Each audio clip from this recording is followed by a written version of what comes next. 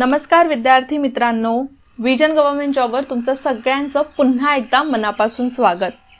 राज्यसेवा पूर्व परीक्षेचा आज आपण राज्यशास्त्र या विषयाचा ॲनालिसिस करणार आहोत. लास्ट लेक्चरमध्ये मी अर्थशास्त्राचं ॲनालिसिस केलेलं. जसं अर्थशास्त्राचं इकॉनॉमिक्सचं आपण बघितलं तर बऱ्यापैकी मॉडरेट लेवलचे क्वेश्चन्स होते. काही प्रश्न आपण म्हणू शकतो की जे डिफिकल्ट लेवलचे होते. ओके, पण राज्यशास्त्रामध्ये जर आपण स्पेसिफिकला बघितलं, जर ज्यांनी एकदम छान अभ्यास केलेला, रिव्हिजन चांगली केली असेल ना, तर त्यांच्यासाठी हा एकदम इझी क्वेश्चन पेपर होता फॉर राज्यशास्त्र.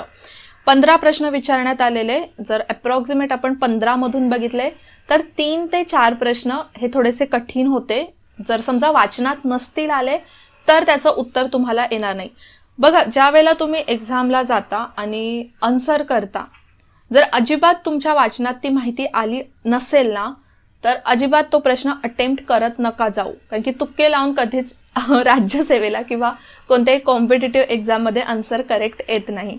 ओके, सो आपण लगेचच आता पहिल्या प्रश्नाकडे वळूया की कोणता प्रश्न विचारलेला. संच 20 घेतलेला आहे राज्यशास्त्रासाठी सुद्धा, तर त्यानुसार तुम्ही क्वेश्चन नंबर्स बघून किंवा क्वेश्चन्स बघून तुमचे मार्क्स बघा. ओके, सो आता इथे बघा, वेटेज जर कोणत्या टॉपिकला आयोगाने दिलेला यावेळेला, तर तो टॉपिक होता ते म्हणजे संसद.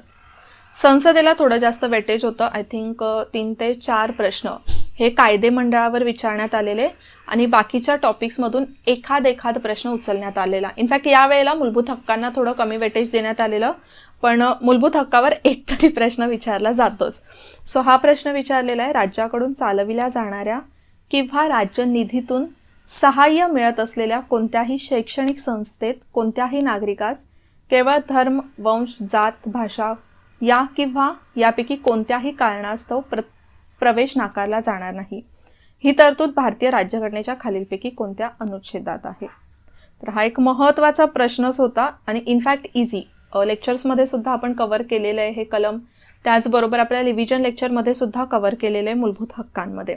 तर स्पेसिफिक गोष्ट आहे बघा, राज्यातील निधीतून चालवल्या जाणाऱ्या शैक्षणिक संस्था. शैक्षणिक संस्थांचं आलं इथे, म्हणजेच हा कशाबाबतचा हक्क असेल ते म्हणजे सांस्कृतिक आणि शैक्षणिक हक्क. मग ज्यावेळेला सांस्कृतिक आणि शैक्षणिक हक्क येतं तर तिथे 2 महत्त्वाच्या कलम आहेत, ते म्हणजे 29 आणि 30.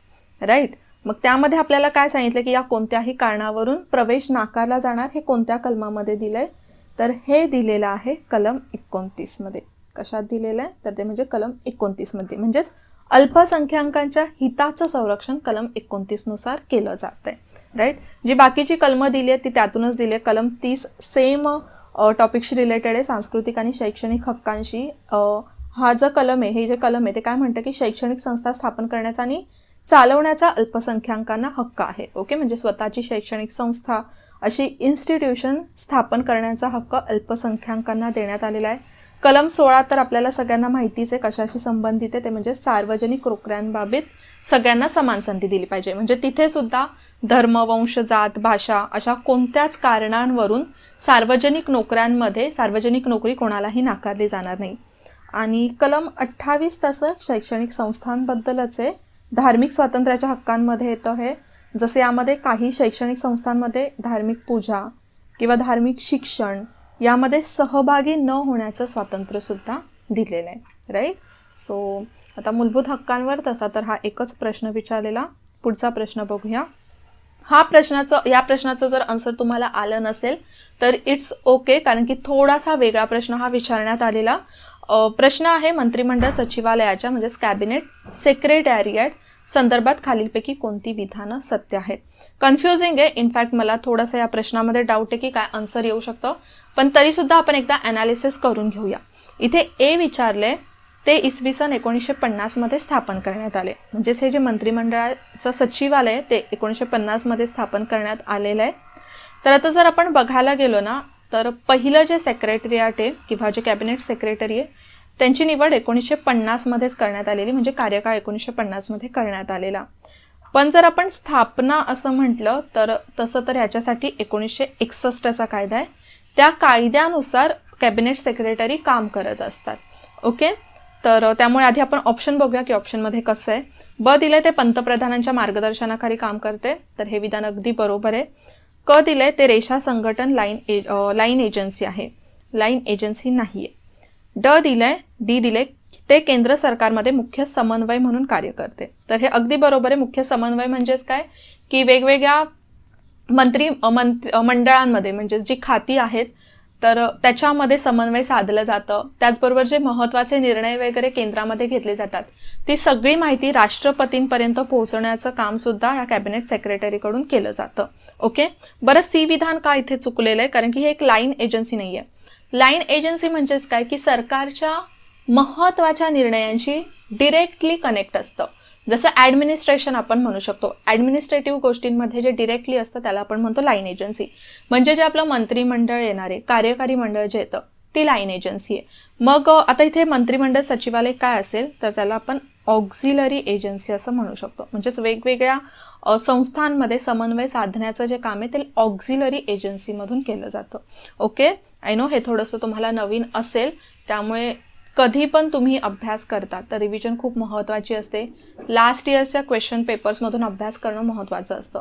म्हणजेच आयोग अजून कोणत्या एक्स्ट्रा माहितीवर आपल्याला प्रश्न विचारू शकतं ते समजतं. सो आता इथे A-B-D असं ऑप्शन असलं पाहिजे. जर आपण हा एक पहिलं विधान कन्सिडर केलं पण तसं तर ऑप्शन नाही आहे, मग हे B आणि D येऊ शकतं. ओके. पुढचा प्रश्न बघून घेऊया. खालील विधाने विचारात घ्या आणि योग्य विधान निवडा.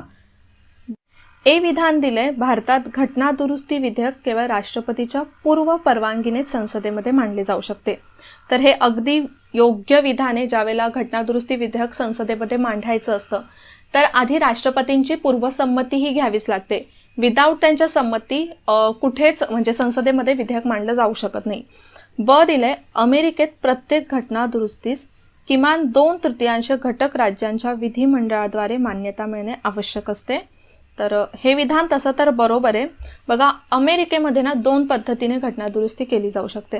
एक म्हणजे काँग्रेस म्हणजेच त्यांचं जे लोअर हाऊस अप्पर हाऊस आहे तर या दोन्ही सभागृहांमध्ये 2/3 म्हणजे 2/3 एवढ्या मेजॉरिटीने दोन्ही गृहांमध्ये ते बिल पास झालं पाहिजे तर घटना दुरुस्ती होते, किंवा किमान 2/3 घटक राज्यांच्या विधिमंडळाद्वारे त्याला मान्यता मिळाली पाहिजे. अमेरिका जर आपण बघितलं तर प्रॉपर संघराज्य असलेला देश आहे की तिथे केंद्राला आणि राज्याला ऑलमोस्ट सेमच अधिकार आहेत. ओके. आपल्याकडे जर आपण बघितलं भारतामध्ये तर केंद्राला राज्यांपेक्षा जास्त अधिकार मिळालेले आहेत, राईट. पण अमेरिकेमध्ये तसं नाहीये. क दिलंय स्वित्झर्लंडमध्ये राज्यघटनेमध्ये केलेला बदल सार्वमताचा अवलंब केल्याशिवाय अंमलात येऊ शकत नाही. तर हे अगदी बरोबर आहे. जरी तिकडच्या कॅबिनेटमध्ये किंवा संसदेमध्ये एखादं विधेयक पास झालं, घटना दुरुस्ती विधेयक पास झालं तर त्यानंतर ते लोकांच्या रेफरंडमसाठी म्हणजेच सार्वमतासाठी टाकलं जातं आणि नंतरच ती दुरुस्ती अंमलात येऊ शकते. ओके. ड दिले ऑस्ट्रेलियात राज्यघटनेबद्दल केवळ 2 सभागृहांनी पूर्ण बहुमताने केलेल्या कायद्याद्वारे करता येते. हे विधान चुकीचं आहे. स्वित्झर्लंड आणि ऑस्ट्रेलिया ऑलमोस्ट सेमच आहे आपण म्हणू शकतो. दोन्ही सभागृहाने ज्यावेळेला पूर्ण बहुमताने कंप्लीट केलं जातं त्यानंतर इथे सुद्धा रेफरंडमसाठी ते बिल टाकलं जातं, म्हणजेच सार्वमतासाठी टाकलं जातं. आय थिंक आपण बघा लास्ट एक लेक्चर सुद्धा बघितलेलं युथानेशियावर. तर युथानेशियावर जेव्हा ऑस्ट्रेलियामध्ये रेफरंडम टाकलं होतं तर तिथे लोकांचं जे मत आहे ते त्यासाठी सुद्धा खूप महत्त्वाचं ठरतं. मग इथे आपल्याला प्रश्नामध्ये योग्य पर्याय निवडायला सांगितलेले आहेत A, B आणि C, राईट. पुढचा प्रश्न बघूया. केंद्रीय माहिती आयोगाबाबत खालीलपैकी कोणते विधान बरोबर आहे? आपण रिव्हिजन लेक्चरमध्ये बघितलेलं घटनाबाह्य संस्थांचा अभ्यास केलेला, त्यामध्ये आपण केंद्रीय माहिती आयोगाबद्दल माहिती बघितलेली. तर या प्रश्नामध्ये ना ऑलमोस्ट सगळीच जी माहिती आहे ती एकाच प्रश्नामध्ये टाकून दिलेली आहे केंद्रीय माहिती आयोगाबद्दलची. पहिलं दिलंय विधान, ती घटनात्मक संस्था असून तिच्यात एक मुख्य माहिती आयुक्त आणि 5 पेक्षा जास्त नाहीत इतके माहिती आयुक्त असतात. पूर्ण विधानच चुकलेली एकतरी घटनात्मक संस्था नाहीये. RTI ॲक्ट 2005 नुसार याची स्थापना झालेली, म्हणजे एक स्टॅट्युटरी संस्था आहे आणि यामध्ये एक मुख्य आयुक्त असतात आणि 10 पेक्षा जास्त नसणार एवढे इतर माहिती आयुक्त असतात, 5 नाही. दुसरं दिलंय, मुख्य माहिती आयुक्त आणि माहिती आयुक्त यांची नेमणूक गृहमंत्र्यांच्या अध्यक्षतेखालील समितीच्या शिफारसीवरून राष्ट्रपतीद्वारे केली जाते. हे विधान पण इथे चुकीचं आहे. मुख्य आयुक्तांची नियुक्ती ना राष्ट्रपतींद्वारेच केली जाते, पण त्याची शिफारस एका समितीकडून केली जाते आणि ही समिती हेड केली जाते प्राईम मिनिस्टरकडून म्हणजे पंतप्रधानांकडून. आणि त्यामध्ये कोण कोण असतात तर पंतप्रधान असतात, लोकसभेमधले काही अपोजिशन पार्टीचे लीडर्स असतात, त्याचबरोबर प्राईम मिनिस्टर ज्यांना चूज करतील असे एखादे कॅबिनेट मिनिस्टर असतात. ओके, म्हणजेच या समितीकडून आधी नावाची शिफारस केली जाईल आणि त्यानुसार मग राष्ट्रपती त्यांची नियुक्ती करतात. 3 दिलंय, ते आपले पद 5 वर्ष किंवा वयाची 70 वर्ष पूर्ण होईपर्यंत धारण करतात. 70 नाहीये, हे 65 वर्ष पूर्ण होईपर्यंत आहे आणि पूर्वी हे फक्त 3 वर्ष होतं, नंतर वाढवून ते 5 वर्ष करण्यात आलेलं. 4थं दिलंय, आता जर आपण इथे बघितलं तर इथूनच आपल्याला उत्तर समजणार आहे की 4थं योग्य आहे. तरी आपण एकदा वाचून घेऊया. ते पुनर्नियुक्तीस पात्र नसतात, पण माहिती आयुक्त हे मुख्य माहिती आयुक्त म्हणून नेमणुकीस पात्र असतात, परंतु ते माहिती आयुक्त पदाच्या कालावधीसह एकूण 5 वर्षापेक्षा जास्त काळ पद धारण करू शकत नाही. तर हे अगदी बरोबर आहे. जे मुख्य माहिती आयुक्त आहेत ते पुनर्नियुक्तीसाठी पात्र नसतात. इनफॅक्ट जे सदस्य आहेत इतर माहिती आयुक्त ते स्वतःच्या पदावर पुन्हा नियुक्त होत नाही. ते मुख्य माहिती आयुक्त म्हणून निवडले जाऊ शकतात, पण त्यांचा जो पूर्ण कालावधी आहे तो 5 वर्षांपेक्षा जास्त नसला पाहिजे. ठीक आहे, असा हा क्रायटेरिया आहे. म्हणजे या प्रश्नाचं उत्तर 4थं येणार आहे. पुढे दिलंय, खालील तरतुदी विचारात घ्या. ए दिलंय, शेषाधिकार हे केंद्र शासनाकडे आहेत. आधी पूर्ण प्रश्न वाचून घेऊया. ब दिलंय, अधिकारांची विभागणी ही घटक राज्य आणि केंद्र शासनामध्ये केली आहे. सी दिले, राष्ट्रपती घटक राज्यांच्या विधेयकांवर निर्णायक म्हणजे संपूर्ण नकाराधिकार वापरतात. डी दिले, केंद्र शासन हे राज्याच्या संमतीविना राज्याचे नाव, सीमा आणि क्षेत्रामध्ये बदल करू शकते. ओके, आता हे थोडंसं प्रश्न नीट वाचा. काय दिलेलं आहे की वरीलपैकी कोणत्या तरतूद किंवा तरतुदी नसल्या तर भारतीय राज्यघटना ही अधिक संघराज्यात्मक स्वरूपाची बनली आहे. तसं तर हा प्रश्न थोडासा संकल्पनात्मक आहे, म्हणजे कॉन्सेप्ट बेस्ड आहे आणि त्याचबरोबर तुम्हाला अर्थ माहीत असलं पाहिजे सगळ्या गोष्टींचं. महत्त्वाचं म्हणजे संघराज्याचा एक्झॅक्ट अर्थ काय. आताच जेव्हा USA बद्दल आपण बोलत त्यावेळेला तुम्हाला संघराज्याचा अर्थ सांगितला. संघराज्याचा अर्थ काय होतो की जे अधिकारांची विभागणी आहे त्याचा जो फ्लो आहे तो राज्य आणि केंद्र यांच्यामध्ये वाटलेला असतो.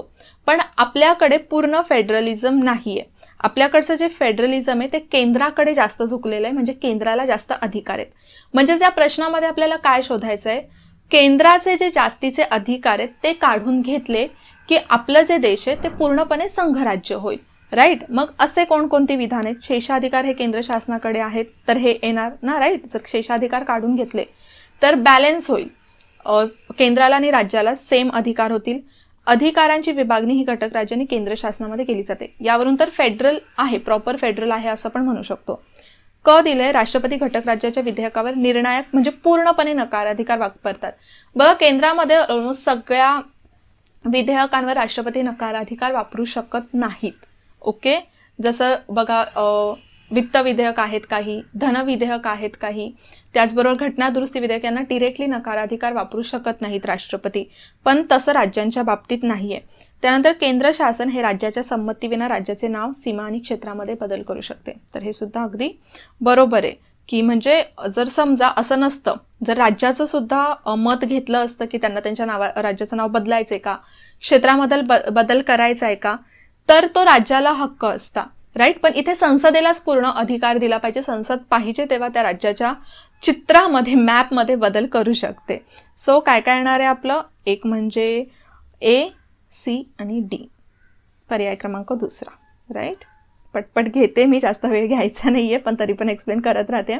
खालीलपैकी विधानांपैकी कोणते विधान बरोबर नाही. अच्छा, योग्य नाही म्हणजे चुकीचं कोणतं विधान आहे ते आपल्याला ओळखायला सांगितलेलं आहे. पहिलं दिले, अनुच्छेद 200 अन्वये राज्यपाल विधेयक राष्ट्रपतीच्या विचारार्थात राखून ठेवू शकतात. तर हे बरोबर आहे. कलम 200 मध्ये राज्यपालाला जेव्हा राज्य विधिमंडळाकडून एखादं विधेयक संमतीसाठी जातं तर त्यावर काय काय करू शकतात ते दिलेले, म्हणजे ते पास करू शकतात, परत विधिमंडळाकडे विचारासाठी पाठवू शकतात किंवा राष्ट्रपतींकडे पाठवू शकतात. नंतर दिले दुसरं, राष्ट्रपती विधेयक पुनर्विचारासाठी राज्य विधिमंडळाकडे परत पाठवण्यास राज्यपालाला निर्देश देऊ शकतात. तर हे बरोबरच आहे ना की राष्ट्रपती परत विचार करण्यासाठी विधिमंडळाकडे ते पाठवू शकतात. तिसरं दिलंय, जर ते विधेयक राज्य विधिमंडळाने पुन्हा दुरुस्तीसह अथवा दुरुस्तीशिवाय मंजूर करून राष्ट्रपतींकडे सादर केल्यास त्यास मंजुरी देणे राष्ट्रपतींवर बंधनकारक असते. बंधनकारक नाहीये, ते राष्ट्रपती परत हे विधेयक राज्य विधिमंडळाकडे पाठवू शकतात किंवा ते पूर्णपणे रद्द करू शकतात. ओके, जर इथे आपण केंद्राच्या बाबतीत बघितलं, संसदेने जर समजा असं दुसऱ्यांदा ते विधेयक चेंज करून किंवा विदाऊट एनी चेंजेस राष्ट्रपतींकडे संमतीसाठी पाठवलं, तर त्यावेळेला राष्ट्रपतींना केंद्राचं विधेयक मंजूर करावंच लागतं, पण राज्याच्या बाबतीत ते नाहीये.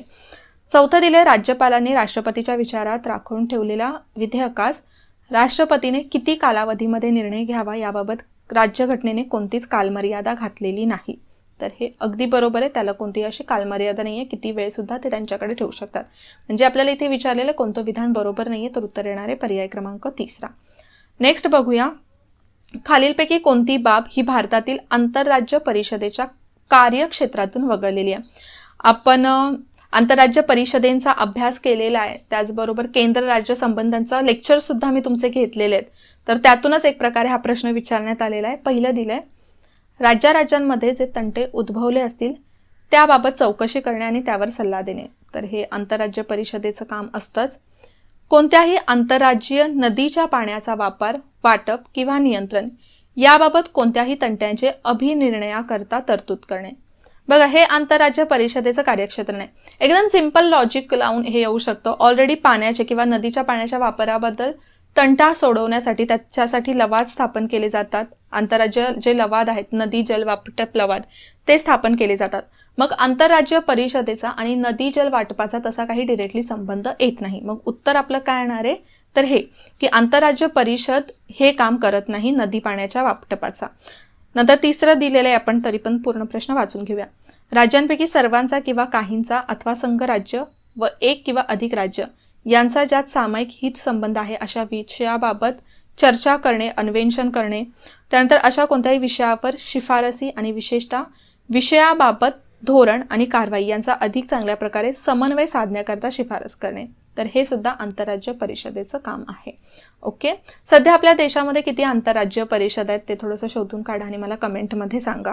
ओके, पुढचा प्रश्न बघूया, विशेषाधिकार समिती संदर्भात खालीलपैकी कोणते विधान बरोबर नाही. या प्रश्नाचं उत्तर आहे ना, तुम्ही थोडंसं लॉजिक लावून देऊ शकता. बघा, पहिलं विधान जर तुम्ही वाचलात तर काय दिले, लोकसभेचा नियम 222 आणि राज्यसभेचा नियम 187 हे विशेषाधिकारांशी संबंधित आहे. आता डिरेक्टली आपल्याला ना नियमांची एवढी डिटेलमध्ये माहिती नसते, बऱ्याच वेळा कलमांशी रिलेटेड माहिती असते, सगळ्या तरतुदी माहिती असतात. पण आता आपण बघायला गेलं तर राज्यसभेचे नियम वेगळे असतात, लोकसभेचे नियम वेगळे असतात. प्रत्येक नियम हे माहिती असलेच पाहिजेत असं काही नाहीये.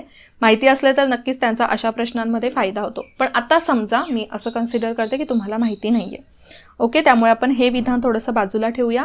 दुसरं विधान आहे, लोकसभेत 15 सदस्य असलेली विशेषाधिकार समिती ही सभापती नामनिर्देशित करतात. तर हे अगदी बरोबर आहे. लोकसभेमध्ये जी विशेषाधिकार समिती आहे ती 15 सदस्य असलेली समिती आहे आणि ते सभापती नामनिर्देशित करतात, त्याचे सगळे सदस्य. ओके, आता हे जे विशेषाधिकार समिती ते काय काम करतं, तर विशेषाधिकारांबद्दल नियम बनवणं, त्याचबरोबर विशेषाधिकारांचं संरक्षण करणं हे विशेषाधिकार समितींनी काम केलं जातं. जसं आपल्या केंद्रामध्ये भरपूर समित्या असतात, ज्यामध्ये अंदाज समिती आहे, लेखानुदान समिती आहे, सार्वजनिक लोकलेख समिती आहे, तर अशा बऱ्याचशा समित्या आहेत.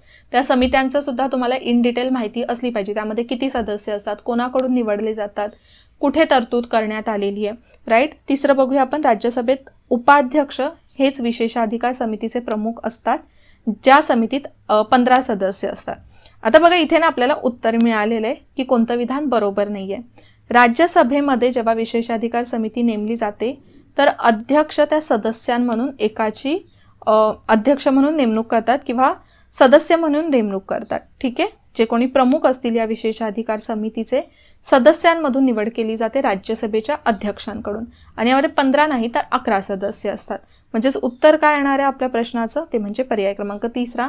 म्हणजेच ऑटोमॅटिक जे पहिलं विधान आहे ते बरोबर झालेलं आहे. ओके, सो अशा प्रकारे बघा, जर तुम्हाला असं वाटलं की पहिलं सेंटेन्स अजिबात कुठे वाचण्यात आलेलं नाहीये, मी स्पेसिफिकली राज्यशास्त्राच्या बाबतीतलं बोलते, तर तुम्ही बाकीचे ऑप्शन्स ट्राय करू शकता, कारण की ते नक्कीच वाचले जाऊ शकतात ना तुमच्याकडून.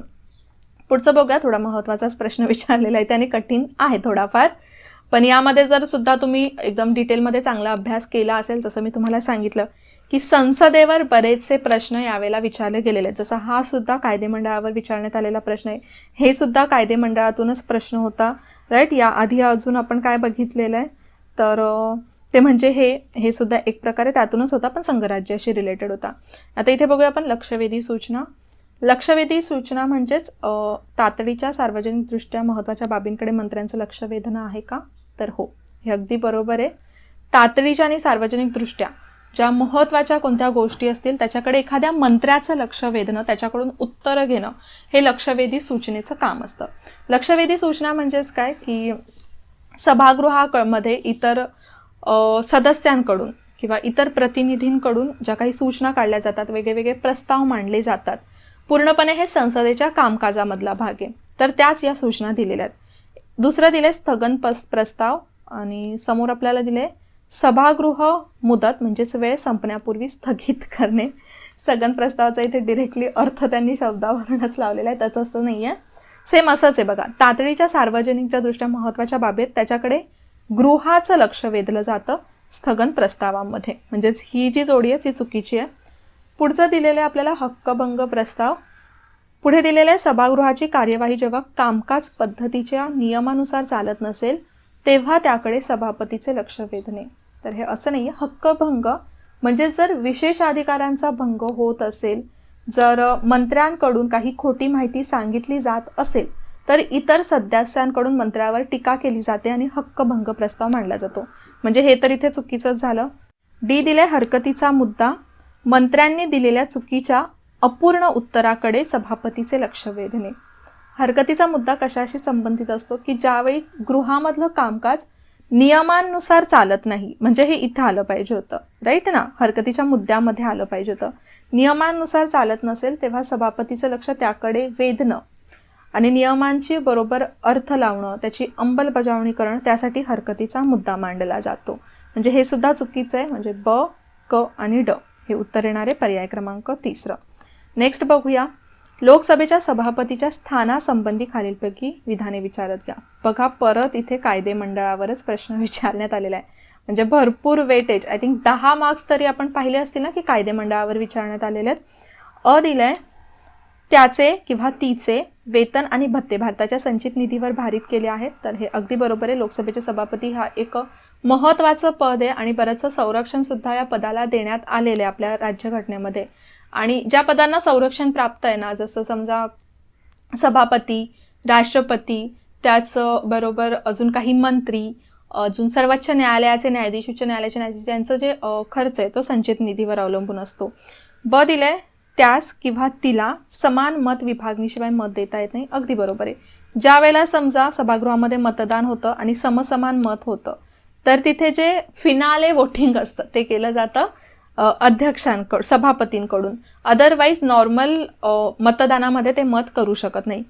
सी दिलंय त्यास किंवा तिला सभागृहात हजर राहून मतदान करणाऱ्या सदस्यांच्या बहुमताने पारित केलेल्या ठरावाद्वारे पदावरून दूर करता येते. तर हे अगदी बरोबर आहे. साध्या बहुमताने नाही तर त्या सदस्यांच्या विशेष बहुमताने दूर करावं लागतं आणि त्यासाठी सुद्धा आधी 14 दिवसांची नोटीस द्यावी लागते. डी दिले त्याचे किंवा तिचे स्थान उपपंतप्रधानांपेक्षा वरचे आहे. आता हे जे आपल्याकडे स्थानाचा आपण ऑलरेडी अभ्यास केलेला आहे पदांमध्ये, तर हे विधान चुकीचं आहे. उपपंतप्रधानांपेक्षा वरचं स्थान नाही आहे. उपपंतप्रधानांचं जे स्थान आहे ते आहे 5A आणि जे लोकसभेच्या अध्यक्षांचं स्थान आहे ते आहे 6. बघा, इथे आपण अभ्यास केलेला ऑलरेडी. त्यामध्ये पहिल्या स्थानावर राष्ट्रपती, सेकंडवर उपराष्ट्रपती, तिसऱ्यावर पंतप्रधान, चौथ्यावर राज्यपाल आहेत, 5व्यावर माजी राष्ट्रपती. माजी राष्ट्रपतींचं स्थानसुद्धा बघा उपपंतप्रधानांपेक्षा वरच्या स्थानावर आहे. त्यानंतर उपपंतप्रधान 5A आणि जे लोकसभेच्या अध्यक्षांचं स्थान आहे ते चीफ जस्टिस ऑफ इंडियाच्या बरोबर आहे, CJI बरोबर आहे. आणि कितवं स्थान आहे ते 6वं स्थान आहे. मग आपल्याला विचारलं काय की वरील विधानांपैकी कोणती विधानं बरोबर आहेत, A, B आणि C, राईट. पुढे बघूया. डॅश या परिस्थितीमुळे न्यायिक सक्रियतेला चालना मिळते. पुन्हा हा एक लॉजिक बेस्डच प्रश्न आहे. थोडंसं तुम्हाला लॉजिक कॉन्सेप्ट माहीत असणं गरजेचं आहे. न्यायिक सक्रियताचा अर्थ काय होतो की न्यायालय जास्त सक्रिय होतं आणि तिथे गव्हर्नमेंटपेक्षा आपण म्हणू शकतो की न्यायालयाच्या निर्णयांना जास्त महत्त्व दिलं जातं. अ दिलंय जेव्हा विधिमंडळ आपली जबाबदारी पार पाडण्यास असफल होतात. तर हे अगदी बरोबर आहे. बघा, आपण भरपूर वेळा बघतो सुद्धा की राज्य विधिमंडळाकडून कोणती कामं केली जात नसतील तर ती करण्यासाठी बऱ्याच वेळेला उच्च न्यायालयाकडून ऑर्डर्स दिले जातात आणि भरपूर ओरडलं सुद्धा जातं राज्याच्या सरकारला. ब दिले अधांतरी म्हणजे हंग. विधिमंडळ असताना सरकार हे फारच कमकुवत व अस्थिर असेल. म्हणजेच जर समजा विधिमंडळ नीट काम करत नसेल आणि सरकार फार कमकुवत अस्थिर असेल त्यावेळेला सुद्धा न्यायिक सक्रियता येते, कारण की बरेचसे निर्णय मग न्यायालयाला घ्यावे लागतात. सी दिले, जेव्हा सरकार नागरिकांच्या मूलभूत अधिकारांचे संरक्षण करण्यात अपयशी ठरते. अगदी बरोबर आहे, हे तर एक कारण आहेच न्यायिक सक्रियतेचं, आपण बऱ्याच वर्षांपासून बघत आलेलो आहोत. राईट, आपण जे रिट्स फाईल करतो त्यावर न्यायालय आपल्या मूलभूत हक्कांचं संरक्षण करते, म्हणजे एक प्रकारे न्यायिक सक्रियता वाढत असते. डी दिले, जेव्हा सत्तारूढ पक्ष आपल्या अंतस्थ उद्दिष्टांसाठी न्यायालयांचा दुरुपयोग करतात. तर हे सुद्धा अगदी बरोबर आहे. उत्तर येणार आहे आपलं पर्याय क्रमांक 3 वरील सर्व. नेक्स्ट बघूया, हा थोडा इन डिटेल प्रश्न विचारलेला आहे, पुन्हा आला कायदे मंडळावर आणि हा प्रश्न कायद्यांच्या बाबतीत आहे. राईट, विधेयकांच्या बाबतीत आहे. खालीलपैकी कोणते विधान किंवा विधानं योग्य आहेत? ए दिले, राज्यघटनेचे अनुच्छेद 111 हे अर्थ विधेयकाच्या व्याख्येच्या संदर्भात आहे. हे आपण पाहिलेलं आहे आणि इनफॅक्ट अशा प्रकारचा प्रश्न मी एका इकॉनॉमिक्सच्या रिव्हिजन लेक्चरमध्ये सुद्धा घेतलेला आहे, अर्थसंकल्पामध्ये घेतलेला आहे. तर राज्यघटनेच्या 111 नाही 110 मध्ये अर्थविधेयकाची व्याख्या दिलेली की अर्थविधेयक म्हणजे कोणते विधेयक हे अर्थविधेयक असू शकते. ओके, आणि फायनल डिसिजन कोणता असणार आहे ते विधेयक अर्थविधेयक आहे की नाही ते म्हणजे लोकसभेच्या अध्यक्षांचं. ओके, आणि 109 मध्ये अर्थविधेयकाबाबतच्या ज्या विशेष तरतुदी आहेत, प्रोसिजर आहे ती दिलेली आहे.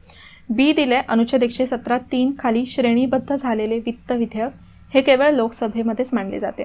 अच्छा, कलम 117(1) आणि 117(3) असे वित्तीय विधेयकाचे ना 2 भाग करण्यात आलेले आहेत.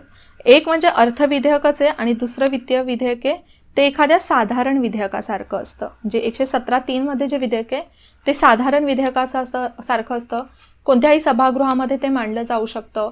राज्यसभेला सुद्धा इथे अधिकार दिलेले आहेत, म्हणजे हे जे विधेयक आहे वित्तीय विधेयक 117(3) मध्ये त्या विधेयकाला राज्यसभेकडून शिफारस केली जाऊ शकते, त्याच्यामध्ये दुरुस्त्या सुचवल्या जाऊ शकतात, रद्द केलं जाऊ शकतं. तर हे चुकीचं आहे, फक्त लोकसभेतच नाही तर राज्यसभेत सुद्धा मांडलं जाऊ शकतं. अनुच्छेद 117(1) अर्थ विधेयकासारखंच असतं. हे विधेयक राज्यसभा असमंत अथवा दुरुस्त करू शकत नाही, तर हे चुकीचं आहे. हे विधेयक जरी अर्थ विधेयकासारखं असलं तरी ते पूर्ण अर्थ विधेयक नाही आहे. हे या विधेयकामध्ये दुरुस्ती केली जाऊ शकते राज्यसभेकडून, त्याचबरोबर असंमत सुद्धा केलं जाऊ शकतं. मग आपल्या प्रश्नाचं उत्तर येणार आहे फक्त पर्याय क्रमांक 1. ओके, नेक्स्ट प्रश्न एकदा बघून घेऊया आपण. उच्च न्यायालयाचा न्यायाधीश म्हणून नेमणूक करण्याबाबत खालीलपैकी कोणता निकष चुकीचा आहे? आता इथे न्यायालयांवर हा आय थिंक सेकंड प्रश्न विचारलेला आहे. राईट ना, प्रश्न नीट वाचा. उच्च न्यायालयाचं दिलेलं आहे. पहिलं दिले, ती व्यक्ती भारताच्या प्रादेशिक क्षेत्रात 10 वर्ष न्यायिक पदावर असली पाहिजे. बरोबर आहे, एकतर भारताची नागरिक असली पाहिजे. सेकंड, 10 वर्ष भारताच्या क्षेत्रामध्ये 10 वर्ष कोणत्याही न्यायिक पदावर असली पाहिजे. त्या व्यक्तीने उच्च न्यायालयात 10 वर्ष वकिली केली असली पाहिजे, हे बरोबर आहे. राष्ट्रपतीच्या मध्ये ती व्यक्ती अग्रगण्य कायदे तज्ज्ञ असली पाहिजे, हे नाही. असं हा क्रायटेरिया तरी ह्यांच्यासाठी नाही आहे. हा CJI साठी म्हणजे सर्वोच्च न्यायालयाच्या न्यायाधीशांसाठी आहे. ओके, सो प्रश्नाचं उत्तर येणार आहे आपलं पर्याय क्रमांक 3. चुकीचा निकष कोणता आहे ते विचारलेलं आहे. राईट, नेक्स्ट प्रश्न बघूया. खालीलपैकी कोणते विधान बरोबर नाही? पहिलं विचारले, राष्ट्रपतीच्या शिफारसीशिवाय नवीन राज्य निर्मितीचे विधेयक संसदेच्या कोणत्याही सभागृहात मांडले जाऊ शकत नाही, हे बरोबर आहे. कलम 3 मध्ये आपल्याला दिलेले नवीन राज्य निर्मिती, त्यांच्या सीमांमध्ये बदल वगैरे. राईट, दुसरं दिले, राष्ट्रपतींनी असे विधेयक संसदेत मांडण्यापूर्वी विशिष्ट कालावधीमध्ये संबंधित राज्य विधिमंडळाने आपले विचार मांडावेत यासाठी पाठवले पाहिजेत. तर हे सुद्धा बरोबर आहे. राष्ट्रपतींकडे जेव्हा हे विधेयक जातं संमतीसाठी, शिफारसीसाठी, तर त्यावेळेला हे विधेयक आधी राज्यांकडे पाठवलं जातं त्यांचं मतासाठी, आणि त्याच्यासाठी सुद्धा राष्ट्रपती काही कालावधी देऊ शकतात की एवढ्या दिवसातच तुमचं मत मला सांगा म्हणून. तिसरं दिलंय, संसद केवळ विशेष बहुमताने कायदा मंजूर करून नवीन राज्य स्थापन करू शकते, हे चुकीचं आहे, ते मी तुम्हाला सांगते. राज्य विधिमंडळाने व्यक्त केलेले विचार स्वीकारण्याचे बंधन संसदेवर नसते. हे बघा, आपण आत्ताच बघितलेलं ना त्या संघराज्याच्या प्रश्नामध्ये, तर हे बरोबर आहे, बंधनकारक नसते. हे काय तर आपण ऑलरेडी बघा घटनादुरुस्तीचा जेव्हा अभ्यास करतो त्यावेळेला आपण बघतो की कोणकोणते विधेयक साध्या बहुमताने संमत होतात, कोणत्या विधेयकांसाठी घटनादुरुस्तीची बहुमताची आवश्यकता असते. तर नवीन राज्य स्थापन केलं जातं ते फक्त साध्या बहुमताने संसदेमध्ये केलं जातं, त्याच्यासाठी विशेष बहुमताची गरज नसते. मग उत्तर येणारे आपलं पर्याय क्रमांक 3. पुढचा आणि हा शेवटचा प्रश्न आहे. तसा तर इझी आहे, पण जर वाचनात आला नसेल तर त्यांच्यासाठी हा कठीण प्रश्न आहे. भारतातील प्रतोद विषय योग्य विधान निवडा. आता प्रतोद इथे तुम्हाला समजलं नाही तर खाली जायचं आणि बघायचं, तर इथे आहे व्हीप. तर व्हीपचा अर्थ तुम्हाला माहिती असला पाहिजे. ए दिले, कायदे मंडळातील सभागृहात पक्षांतील सदस्यांचे शिस्त आणि वर्तन यासाठी प्रतोद जबाबदार असतात. बघा कसं असतं, कायदे मंडळामध्ये प्रत्येक पक्षाचा असा ग्रुप असतो. त्या ग्रुपमध्ये एक असा प्रमुख निवडला जातो की त्या पक्षामधल्या जे काही सदस्य असतील त्या सदस्यांवर शिस्तीचं, नियमांचं पालन केलं जातं. त्याशिवाय असे जे व्हिप्स आहेत ते पक्षामध्ये कसे निर्णय घेतले जातील, कोणाला मत करायचे, मतदान कोणाला करायचंय, तर या गोष्टी सुद्धा या व्हिप्सकडून त्याच्या पक्षातल्या सदस्यांना सांगितलं जातं. ठीक आहे. आणि कायदे मंडळातील सभागृहातलं जे काही शिस्त वर्तन आहे त्या सदस्यांचं, त्याच्यासाठी हे व्हिप्सच जबाबदार असतात. जर अध्यक्षाला त्यांना आन्सर करावं लागलं तर व्हिप्स करतो त्या पक्षाच्या थ्रू. पुढे दिले ब, भारताने ही संकल्पना ब्रिटिश संसदीय प्रणालीकडून घेतली आहे. तर हे बरोबर आहे, ब्रिटिशांकडूनच आपण ही संकल्पना घेतलेली आहे. अतिरिक्त प्रतोदाच्या सहाय्यासह एक मुख्य प्रतोद असतो. तर हे सुद्धा बरोबर आहे. एक मुख्य प्रतोद असतो आणि त्याच्या सहाय्यासाठी एक सहाय्यक प्रतोद म्हणजेच व्हिप सुद्धा असतो. डी दिले, राष्ट्रपतींच्या निवडणुकीवेळी प्रतोद, खासदार आणि आमदार यांना विशिष्ट रीतीने मत देण्यासाठी निर्देशित करू शकत नाही. हे सुद्धा अगदी बरोबर आहे. राष्ट्रपतींच्या म्हणजे बाकीच्या कोणत्या निवडी असतील किंवा एखाद्या विधेयकावर मतदान करायचं असेल तर त्यावेळेला व्हीप त्याच्या सदस्यांना सांगू शकतो की तुम्ही कोणत्या बाजूने मत करायचं, येस, नो, जे काही असेल ते. पण राष्ट्रपतींच्या निवडणुकीबाबत असं करू शकत नाही. मग आपल्या प्रश्नाचं उत्तर येणार आहे ते म्हणजे पर्याय क्रमांक पहिला, ABCD. ओके. सो आपण सगळे प्रश्न आता इथे कव्हर केलेले आहेत. आय होप तुम्हाला आता सगळं नीट समजलं असेल. जर तुम्ही प्रश्न नीट बघितलात आणि ॲनालिसिसवरून तुम्हाला सुद्धा वाटलं असेल की राज्यशास्त्राचा जो पेपर होता, जे सगळे क्वेश्चन्स होते ते ऑलमोस्ट सगळेच क्वेश्चन्स इझी होते. ओके. आता लेक्चरमध्ये मी इथेच थांबते. पुन्हा भेटूया अशाच एखाद्या लेक्चरबरोबर. तोपर्यंत जय हिंद, जय महाराष्ट्र आणि थँक्यू. विजन स्टडी, स्मार्ट विद्यार्थ्यांसाठी स्मार्ट लर्निंग प्लॅटफॉर्म. महाराष्ट्रातील सर्वात विश्वसनीय e learning user friendly platform जो दर्जेदार शिक्षणाचा अनुभव देतो. Vision study. म्हणूनच वेळ न वाया घालवता आजच प्रवेश घ्या आणि तुमच्या स्वप्नातील सरकारी नोकरीच्या एक पाऊल जवळ जा, तेही अगदी माफक दरामध्ये. तर वाट कशाची पाहताय? एक उज्ज्वल भविष्य तुमच्या समोर आहे.